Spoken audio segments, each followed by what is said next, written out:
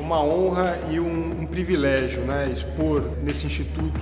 O trabalho no ateliê, ele se dá meio no escuro, né? Então, agora eu estou vendo o que eu fiz, né? Então, depois de 1 ano e meio produzindo algumas peças aqui, agora eu estou vendo essas peças funcionarem, agirem no espaço. Então, isso é uma alegria descomunal.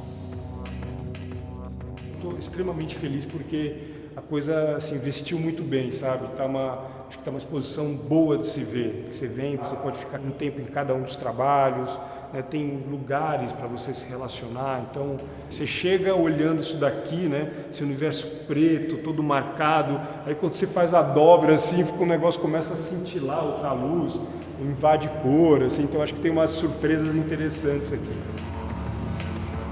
Tinha uma ideia também de trazer para cá, para Ribeirão, uma amostragem mesmo das possibilidades, tanto narrativas quanto procedimentais da xilogravura, né? Então, você pensar assim, olha, isso aqui é uma instalação de matrizes, isso daqui é uma xilogravura que foi colada, porque assim, isso aqui é uma outra matriz, isso daqui é uma matriz perdida, isso aqui é um trabalho de sobreposição de cores.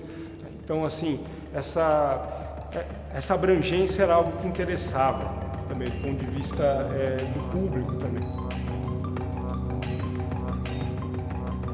Tem um trabalho, que é um trabalho em si, que é entender que imagem você vai produzir. Você pensar em imagem cada vez mais parece algo louco demais, né? Assim, porque realmente você tem uma profusão de cores, né? Você fala, cores sintéticas hoje em dia, que é uma coisa inacreditável, né? Que não existia 20 anos atrás.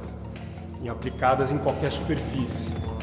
Então, assim, eu tento sempre olhar para uma coisa que é realmente ontológica mesmo, sabe? Tento sempre olhar para o homem, para a humanidade, em certo sentido, assim, porque nos faz humanos, assim, o que nos estimula como humanos. E as imagens, elas surgem de diferentes fontes, né? É um caderno de desenho, é um grupo de fotos, é um filme, é um livro específico. Ele tem uma natureza cultural, né? Quer dizer, uma coisa que vai com uma história que eu contei do pinguim. Então tem uma coisa que é meio imbricada mesmo com a vida, com o dia a dia. Então, eu trabalho isso, trabalho aquilo, eu trabalho o que se forma.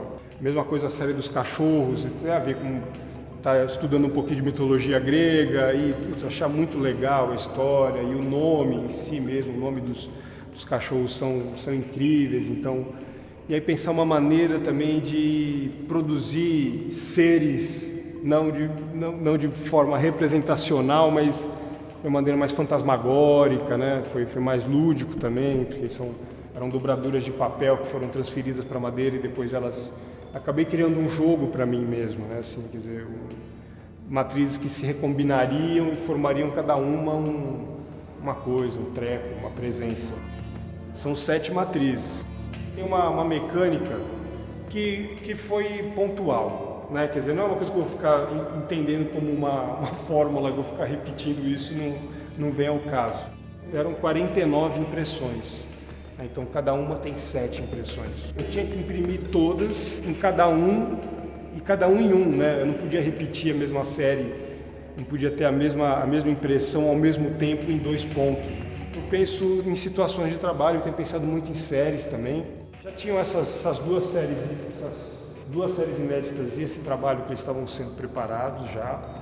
Então, era algo que eu já vinha há um tempo tocando, e quando nós consolidamos a exposição aqui, aí eu tomei conta mesmo mais dos processos, encaminhei, que são 7 cachorros gregos, as pantaneiras, que são 4 estilogravuras, e o Cu do Mundo, que é esse último trabalho aqui.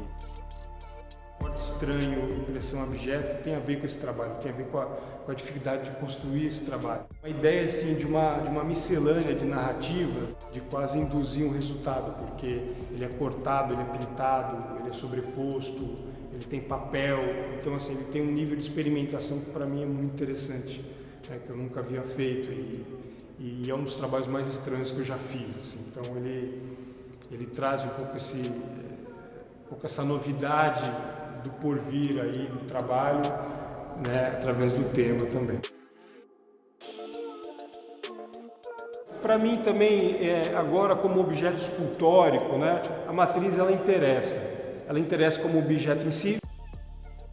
antes dela ser uma madeira gravada, ela se faz como pintura, né? Então você tem a tinta, você tem uma aguada de nanquim, você tem o giz branco, você tem um carvão preto, você tem um desenho, uma atmosfera que ela é criada antes dela ser gravada, né? Que daí a ferramenta vai fazer uma tradução dessa pintura, que já não vai mais ser pintura, vai ser um relevo, gravar. Então, assim, me interessa muito esse processo e também poder, hoje em dia, com mais tranquilidade, determinar quando ele é interrompido. Então, tem alguns grupos de madeira lá que eu tenho no ateliê que eles estão só pintados, eles não estão cavados. Eu gosto muito como painel, como são peças soltas. Nunca consegui mostrar, mas também é uma coisa que está lá, é um trabalho. Vou fazer uma edição desse pinguim, imprimir 30 cópias, né, desse pinguim. Não era algo que me interessava também, assim. Eu usei ele de forma pontual, ou outros elementos aí de forma, né, outras matrizes de maneira bem pontual. Aí tem uma hora que ela se esgota. E aí, nesse caso aqui da Concha Eloquente do Coração, virou uma instalação, né? Virou um conjunto de imagens que elas podem ser moduladas enfim, e dialogar com o espaço positivo. Agora, esse trabalho das Pantaneiras, que são matrizes perdidas, é algo que está me interessando muito, que nem o Marte também, que é uma matriz perdida. Eles catalisam um pouco esse mistério da imagem, né? Porque ele está todo impresso sobre si mesmo, então ele só existe ali, ele não existe mais em lugar nenhum. É uma única matriz, ela é gravada, entintada, impressa, regravada, entintada, impressa 3, 4 vezes. Então ela é impressa sobre si mesma, né? Quer dizer, ela você vai retirando matéria e imprimindo, retirando e imprimindo, retirando e imprimindo. Então o que sobra da matriz é justamente a última impressão, que é nesse caso que está em preto. Então, quando você vê, por exemplo, aqui no Marte, nas Pantaneiras, quando você vê o branco, é o primeiro golpe na madeira, né? E ele permanece até o final, até a última camada, porque ele está lá sempre. Você sempre vai tirando a partir dele. Tudo que vem antes daquilo já não existe mais, porque foi só impresso uma vez. Então, tem um jogo bonito aí também, né? De ganhos e perdas, assim, que é bem interessante. A produção no ateliê ela é múltipla, assim, não é só xilogravura, né? Mas eu tenho as pinturas, as monotipias, os desenhos, tem coisas que cercam esse trabalho que também ele ganhou notoriedade pelas qualidades em si que ele apresenta, né? Da coisa da escala, da relação com a pintura também, mas isso tudo é subsidiado pelo desenho, não tem jeito. O trabalho ele é subsidiado pelo desenho, ele tem o desenho ali ele precisa ter o desenho também como uma atividade que dá sustentação. É uma palavra complicada, mas tem algo de mágico nisso tudo, né? Tem algo de essencial mesmo, de ontológico. Então, esse fascínio pela manifestação, fala, nossa Senhora, eu fiz um desenho, nem era tão um grande desenho, mas assim, dessa fascinação, né? Pelo fazer. E isso para mim sempre foi um motivador. E acho que assim, a fascinação pela xilo tem a ver com a madeira mesmo, assim, tem a ver com um dia achar que também poderia ter sido marceneiro. Essa resposta que a madeira pode dar como matéria trabalhada, né? Gosto dos materiais assim que eu uso porque eles são materiais simples, digamos assim, né?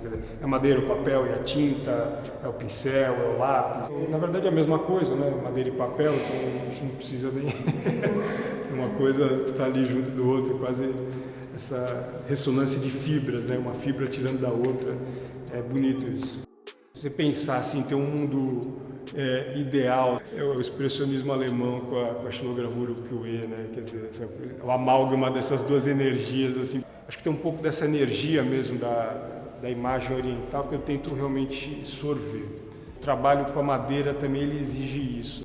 E para mim, assim, o trabalho de arte sempre foi uma batalha, sempre foi algo que partiu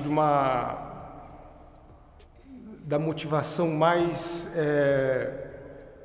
incômoda em certo sentido, né? Incômoda para mim, assim, o desenho ele é sempre um enfrentamento, assim, a coisa você dá prosseguimento a um trabalho, né? Sempre parte do enfrentamento, assim, eu tenho que mobilizar uma série de energias